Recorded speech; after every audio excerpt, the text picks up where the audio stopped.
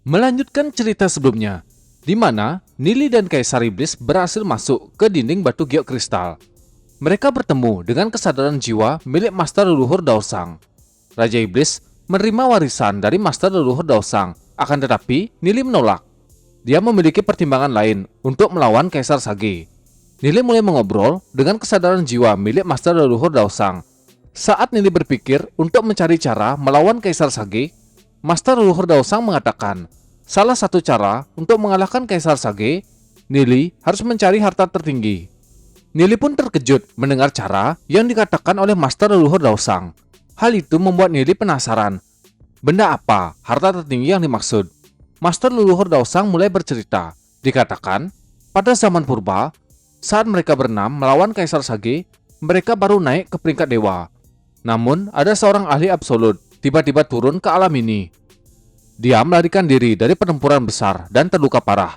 Di ambang kematian, dia membawa buku misterius berisikan energi yang tidak terbatas dan mengendalikan ruang dan waktu. Nili mulai berpikir, apakah itu adalah buku roh iblis panah?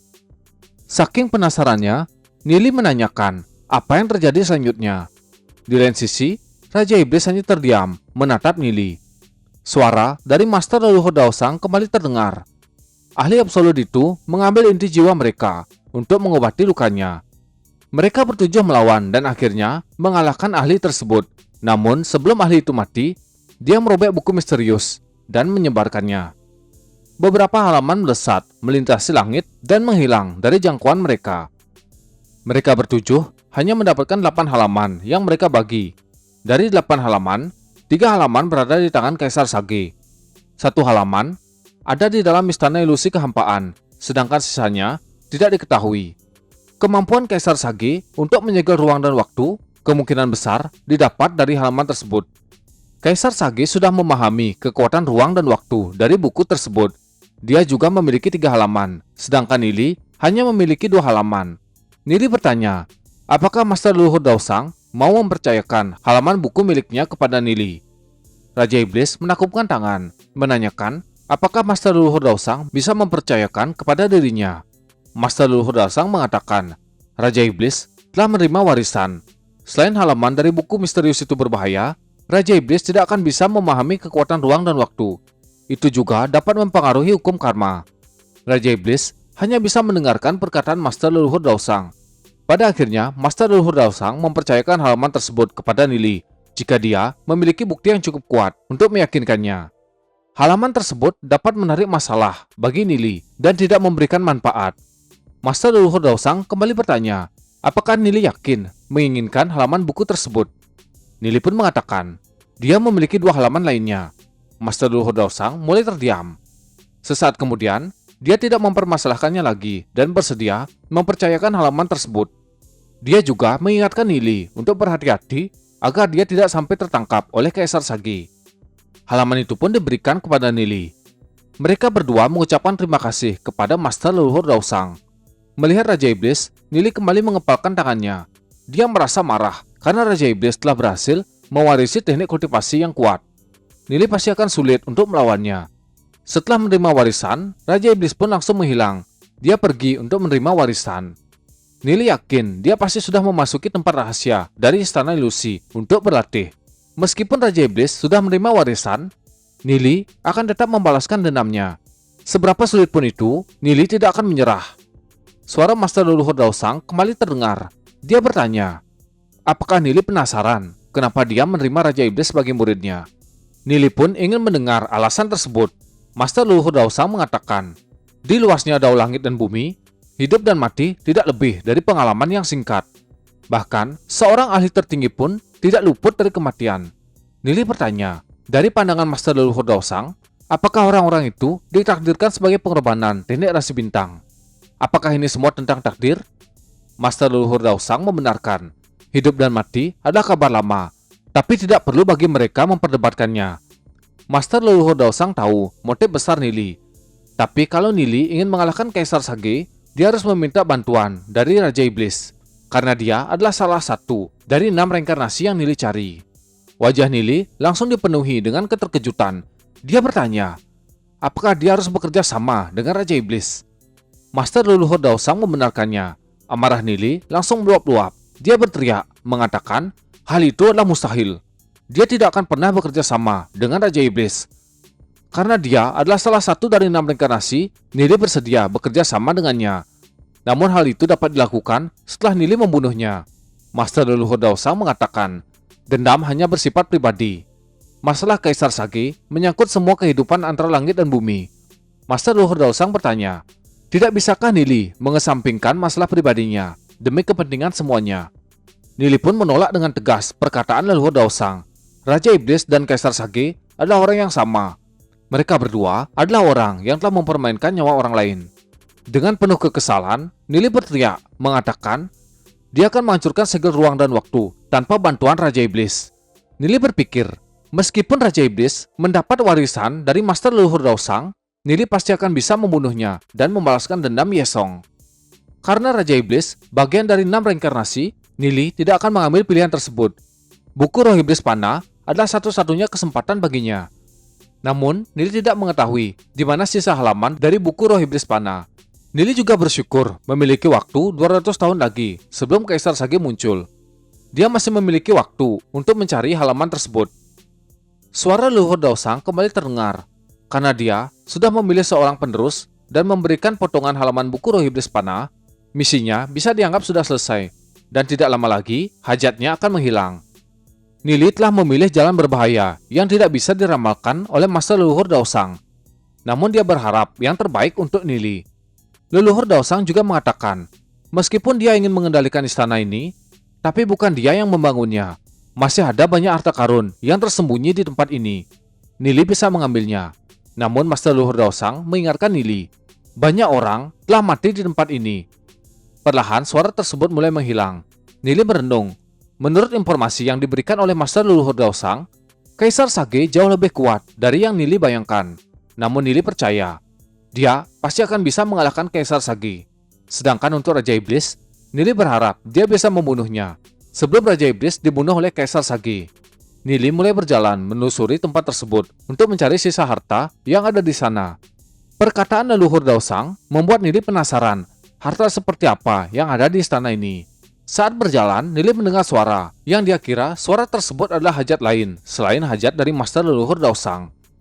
Di balik dinding, banyak orang menempelkan telinga untuk mendengar suara tersebut. Di sana ada banyak orang. Salah satu dari mereka adalah putra suci Li Huo.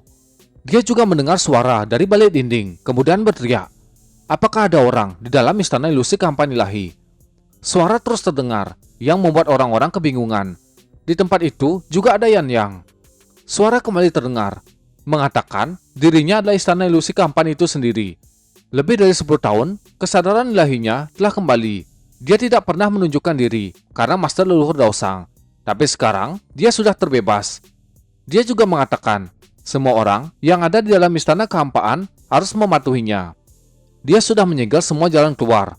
Terdapat 23.672 orang yang terperangkap. Suara itu mengatakan, ingin bermain-main dengan semua orang. Ada 2 pilihan bagi mereka semua. 1 mati, dan pilihan lain yaitu mengumpulkan kristal Gangga yang telah disembunyikan di dalam istana. Istana ilusi telah menyembunyikan 1 juta kristal di dalam istana. 6 orang yang paling banyak mengumpulkan kristal tersebut akan diperbolehkan membagi harta dan diizinkan keluar hidup-hidup. Mereka diberikan waktu 3 jam. Orang-orang mulai terdiam, mengetahui mereka akan dijadikan bidak dalam permainan. Nili yang juga mendengar, dia merasa ada yang aneh. Tapi karena semua pintu telah disegel, Nili yang ingin menyimpan darah iblis, dia harus bersaing untuk mencari kristal Gangga. Kalau tidak, saat dia mati, dia akan kehilangan hal tersebut. Orang-orang mulai bergerak mencari kristal Gangga. Ahli yang kuat tidak mau ketinggalan. Mereka merampas kristal Gangga yang ditemukan oleh orang-orang. Siapapun yang berani melawan mereka akan dibunuh. Itu adalah ahli yang berada di alam Dao Dragon. Seorang ahli yang berada di alam tersebut memiliki perbedaan. Seseorang yang berada di alam Heavenly, mereka memiliki 9 nyawa. Namun, jika mereka sudah berada di alam Dao Dragon, mereka hanya memiliki 1 nyawa. Maka dari itu, dia dalam bahaya dan menginginkan kristal Gangga untuk hidupnya.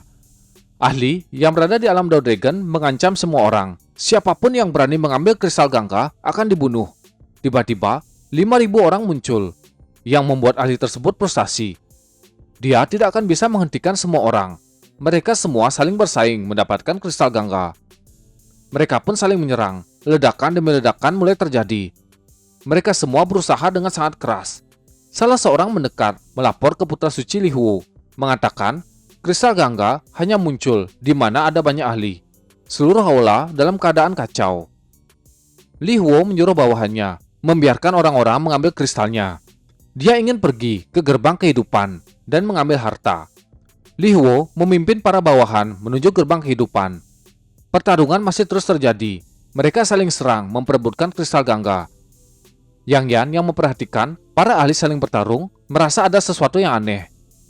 Ketika ahli tersebut sudah meninggal, tanah di mana mayat tersebut terjatuh mulai hancur dan diserap menjadi energi.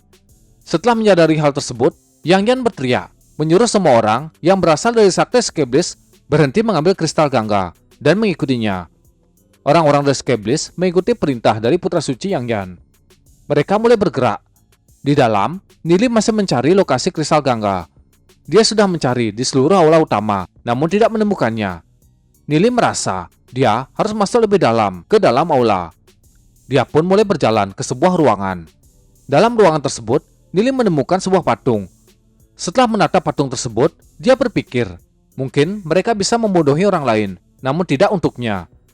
Menurut perhitungan Nili, salah satu di antara puluhan patung tersebut seharusnya ada satu yang asli. Nili terus merenung sambil memperhatikan patung tersebut, mencari patung yang asli. Di tempat lain, banyak orang terkejut, sepertinya mereka melihat sesuatu yang luar biasa. Sebuah ledakan muncul di depan orang-orang tersebut. Dari tempat ledakan, muncul anak tangga yang mengarah ke lantai bawah. Beberapa orang merasa sedih. Dia belum sepenuhnya memahami teknik kultivasi. Ternyata, benda yang meledak adalah dinding batu kristal giok. Melihat anak tangga yang muncul, setelah ledakan tersebut, beberapa orang bergegas masuk. Mereka berpikir, di dalam tempat tersebut pasti ada sebuah harta. Mereka semua berbondong-bondong untuk masuk. Di saat yang sama di tempat lain, kelompok orang yang berada di luar istana sudah menemukan gerbang kehidupan. Mereka berdesak-desakan masuk ke dalam gerbang, ingin mendapatkan harta yang ada di aula utama. Saat masuk ke gerbang kehidupan, mereka semua juga berhadapan dengan laba-laba racun air. Kembali ke tempat Nili. Saat ini, Nili masih berpikir mencari patung yang asli. Satu persatu, patung diperiksa oleh Nili.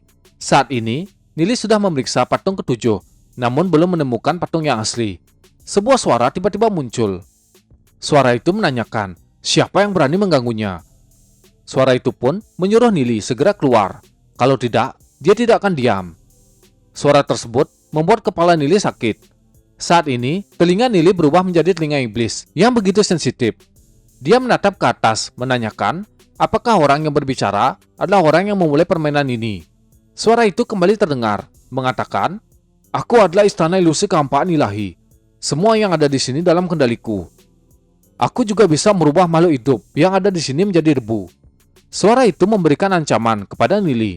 Teriakan terus dikeluarkan bertujuan untuk mengusir Nili dari tempat tersebut. Nili kembali bertanya, apa yang akan dilakukan kalau Nili tidak mau keluar? Dia cuma ahli yang berada di alam Heavenly Pit, bukan masalah besar jika dia mati. Suara menjadi hening, sepertinya pernyataan Nili membuat pemilik suara kembali berpikir.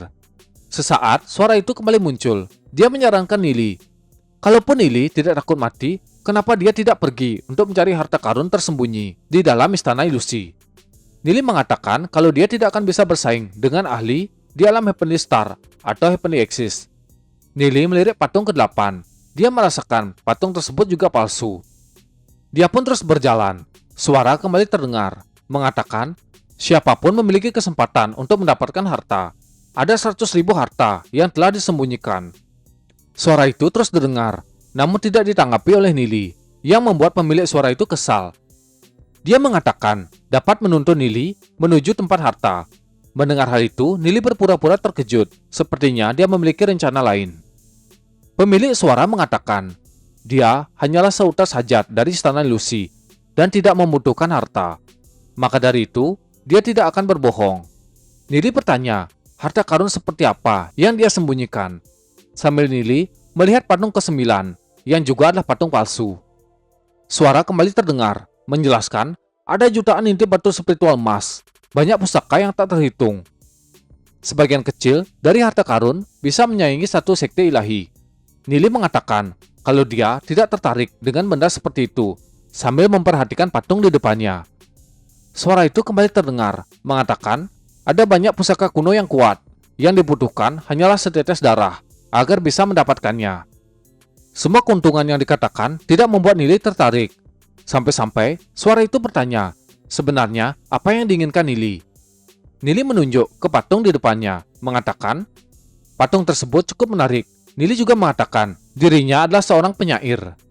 Nili memperhatikan inskripsi yang terdapat pada patung di depannya. Suara itu menjadi kesal. Di reruntuhan drakonik, tidak ada orang yang mengatakan dirinya adalah seorang penyair. Nili memperhatikan ke sekeliling dan menemukan ada potongan inti batu spiritual emas di kaki patung. Perlahan, Nili mendekat untuk mengambil batu tersebut. Ketika batu tersebut dipegang oleh Nili, suara itu kembali terdengar, yang menyuruh Nili tidak mengambil batu tersebut.